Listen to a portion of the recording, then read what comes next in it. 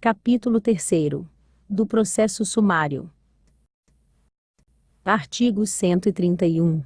Instaura-se o processo sumário quando a falta disciplinar, pelas proporções ou pela natureza, não comportar demissão. Parágrafo único. No processo sumário, após a instrução dar-se-á vista ao servidor para apresentação de defesa em 5 dias, seguindo-se a decisão. Capítulo 4. Da sindicância. Artigo 132.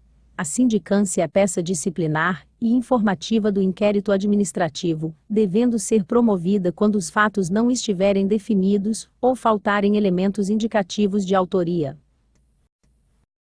Artigo 133.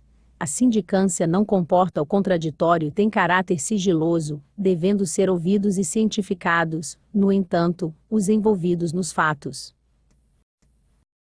Artigo 134. O relatório da sindicância conterá a descrição articulada dos fatos e proposta objetiva, ante o que se apurou, recomendando o arquivamento do feito ou a abertura de inquérito administrativo. Parágrafo único.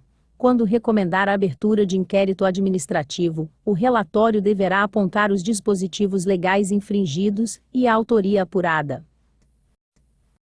Artigo 135.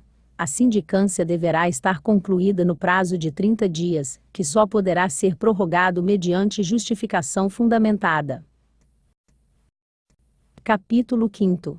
Do processo disciplinar. Artigo 136. A autoridade que de qualquer modo tiver conhecimento de irregularidade ocorrida em sua jurisdição, é obrigada a promover-lhe a apuração imediata, em processo disciplinar, assegurando-se ao acusado ampla defesa, por si ou por procurador constituído. Parágrafo 1º. Quando a denúncia apresentar dúvida quanto à sua veracidade ou exatidão, a autoridade deverá preliminarmente promover sindicância sigilosa, consoante dispõe o artigo 138 e seguintes. Parágrafo 2º. O processo precederá a aplicação das penas de demissão e cassação de aposentadoria. Artigo 137. É competente para instauração de processo administrativo o prefeito, mediante ato com a indicação das faltas a esclarecer e das responsabilidades a apurar. Artigo 138.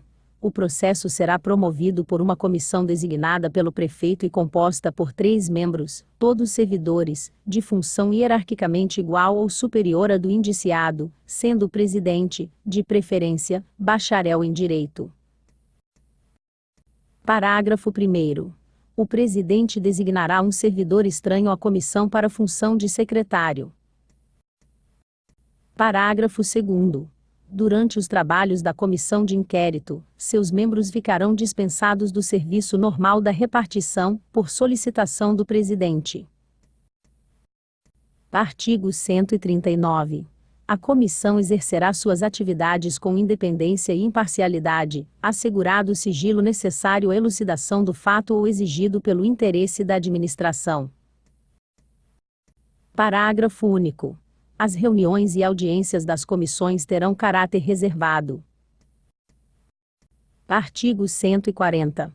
Instaurado o processo, citar-se-á o indiciado para fazer-se presente, por si ou por seu defensor, a fim de acompanhar a instrução e formação do processo. Parágrafo 1º. O prazo de citação será de 10 dias, e, no caso de 2 ou mais indiciados, será comum e de 20 dias.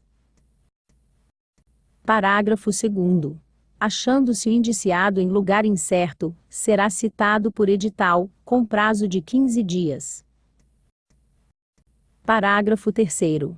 No caso de indiciado revel, será nomeado, pelo presidente da comissão, defensor de preferência bacharel em direito. Parágrafo 4º. O prazo do processo será de 90 dias, prorrogável por igual período. Artigo 141. Concluída a instrução do processo, será dado ao indiciado, ou seu defensor o prazo de 10 dias para apresentar defesa, com direito à vista de relatório circunstanciado elaborado pela comissão em torno do assunto, assegurando-se-lhe vista do processo na repartição. Parágrafo único. Havendo 2 ou mais indiciados, o prazo será comum, e de 20 dias. Artigo 142. Feita a defesa, a comissão remeterá o processo à autoridade competente, acompanhado de relatório final, no qual concluirá pela inocência ou responsabilidade do acusado, e, nesta última hipótese, qual a disposição legal transgredida. Parágrafo único. A comissão deverá sugerir outras medidas que se fizerem necessárias, se forem de interesse público. Artigo 143. Recebido o processo, a autoridade julgadora proferirá a decisão no prazo de 20 dias. Parágrafo 1º. Não decidido o processo neste prazo, o acusado, se for o caso, reassumirá automaticamente o exercício do cargo, aguardando o julgamento. Parágrafo 2º. No caso de alcance ou malversação de dinheiro público, o afastamento se prorrogará até a decisão final do processo administrativo, nos termos do parágrafo único do artigo 129 e artigo 130, ambos da presente lei. Artigo 144. Quando a infração estiver capitulada na lei penal, será remetida cópia do processo à autoridade judiciária. Artigo 145. O servidor que estiver respondendo a processo disciplinar não poderá, antes de seu término, ser exonerado a pedido, nem se afastar do serviço, a não ser em virtude de licença por doença, suspensão preventiva ou prisão em flagrante.